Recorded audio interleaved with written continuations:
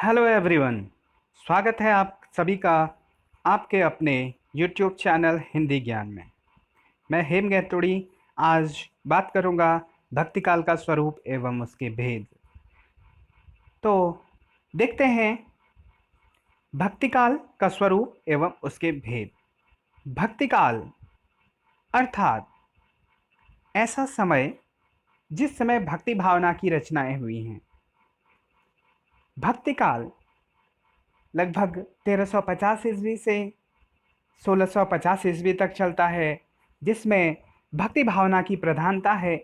भक्ति भावना की प्रधानता के कारण ही इसका नाम भक्ति काल पड़ा।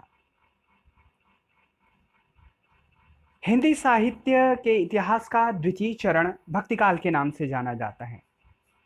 जैसा कि हम जानते हैं, हिंदी साहित्य का विभाजन आदिकाल, मध्यकाल, आधुनिक काल 3 भागों में हुआ।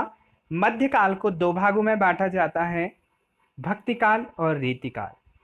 तो हिंदी साहित्य के इतिहास का द्वितीय चरण कहलाता है भक्ति काल।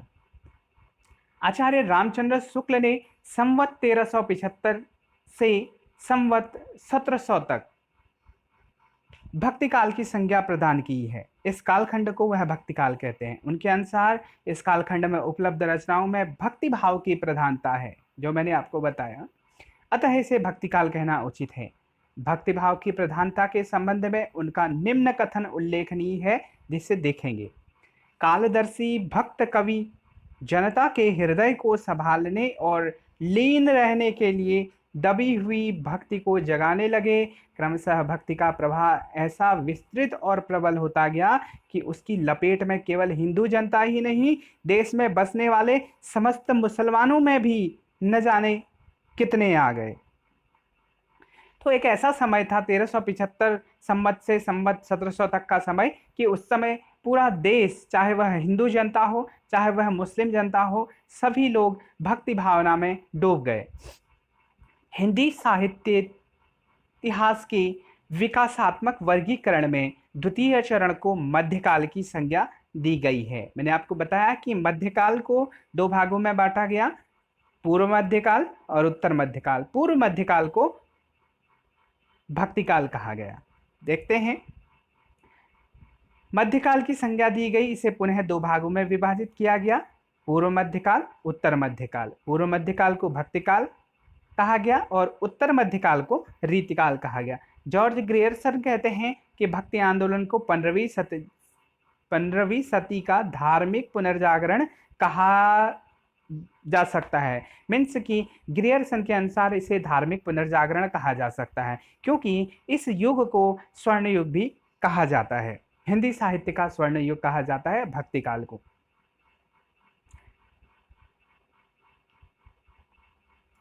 उनके अनुसार इस युग में धर्म ज्ञान का नहीं बल्कि भाववेश का विषय हो गया था। इस प्रकार इस काल के लिए जो नाम दिए गए, इसमें भक्ति काल ही सर्वाधिक सहज, सरल और प्रवृत्ति मूलक होने से स्वीकार किया गया। इस नामकरण से एक तो इस बात का बोध होता है कि इस कालखंड में भक्ति भाव की प्रधानता रही, और साथ ही नामकरण इस काल के कवियों को भक्त कवि के रूप में प्रतिष्ठित करता है, जो पूर्णतः उपयुक्त है। इस समय के जितने भी कवि थे वह भक्त कवि थे, और इस समय कालखंड जो ये था, उस समय भक्ति भाव की रचनाएं हो रही थी, इसलिए इस समय का नाम भक्ति काल पड़ा, और इस समय के कवि जो थे भक्तिकालीन कवि थे।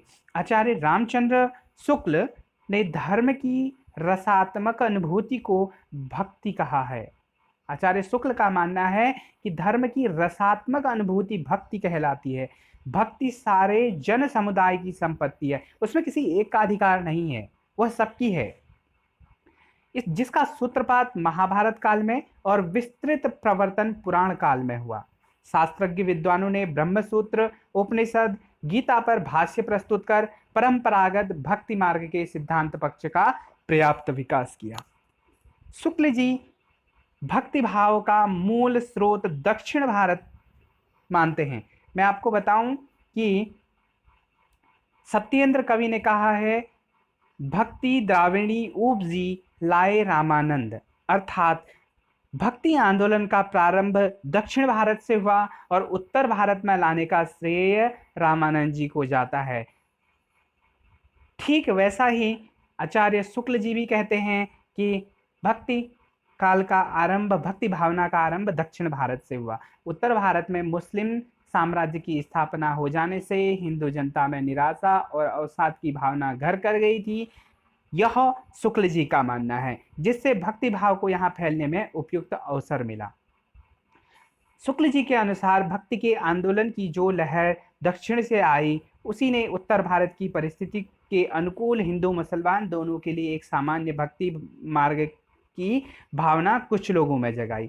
महाराष्ट्र के प्रसिद्ध संत नामदेव पहले ही इस प्रकार की भक्ति भावना का प्रचार कर रहे थे। शुक्ल जी का कहना था कि दक्षिण भारत से उत्तर भारत में भक्ति भावना आई, किंतु महाराष्ट्र में नामदेव जी पहले से भक्ति भावना कर रहे थे। हालांकि हजारी प्रसाद द्विवेदी जी ने इनकी इस बात का खंडन भी किया है कि ऐसा नहीं है, भक्ति भावना हमारे देश में पहले से थी, किंतु इस समय भक्ति भावना का विकास ज़्यादा हुआ।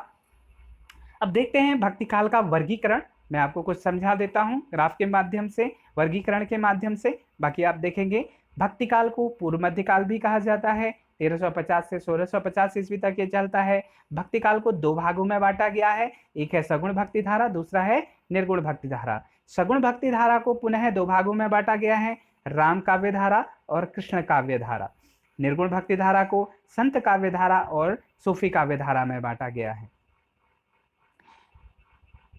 संत काव्य धारा को ज्ञान मार्गी शाखा और सूफी काव्य धारा को प्रेम मार्गी शाखा कहा जाता है। राम भक्ति काव्य धारा का प्रमुख कवि तुलसीदास हैं, कृष्ण भक्ति काव्य धारा के प्रमुख कवि सूरदास हैं, संत काव्य धारा के प्रमुख कवि कबीर हैं, सूफी काव्य धारा के प्रमुख कवि पद्माकर हैं। भक्ति काल के वर्गीकरण को हम इस प्रकार भी समझ सकते हैं, जैसे कि भक्ति काल को सामान्यतः दो वर्गों में विभक्त किया गया, निर्गुण तथा सगुण। उन्हें दोनों धाराओं को दो दो शाखाओं में, निर्गुण धारा के अंतर्गत ज्ञान मार्गी शाखा एवं प्रेम मार्गी शाखा, सगुण धारा के अंतर्गत राम एवं कृष्ण काव्य। ज्ञान मार्गी शाखा के कवियों को संत कवि कहा जाता है एवं तथा इस शाखा के प्रतिनिधि कवि कबीर हैं। प्रेमाश्रयी शाखा को प्रेमाख्यान काव्य परंपरा, प्रेम मार्गी शाखा, सूफी शाखा के नाम से भी जाना जाता है। इस काव्य धारा के प्रतिनिधि कवि जायसी हैं। इस प्रकार राम काव्य परंपरा के प्रतिनिधि कवि तुलसी हैं, कृष्ण काव्य परंपरा के प्रतिनिधि कवि सूरदास हैं। तो स्पष्टतः भक्ति काल के चार प्रमुख कवि आपके सामने में हैं, कबीरदास, जायसी, तुलसी, सूरदास। कबीरदास संत काव्य के, जायसी सूफी काव्य के, तुलसी राम भक्ति धारा के और सूरदास कृष्ण काव्य परंपरा के प्रतिनिधि कवि हैं। तो आपने देखा भक्ति काल का स्वरूप, भक्ति काल का वर्गीकरण, भक्ति काल का नामकरण। तो मित्रों, आपको यह आज की हमारी यह वीडियो कैसी लगी अवश्य बताएं। साथ ही सब्सक्राइब करें हमारे YouTube चैनल को तथा साथ में बेल आइकन का बटन दबाना ना भूलें और लाइक करें, सब्सक्राइब करें तथा शेयर करें। धन्यवाद।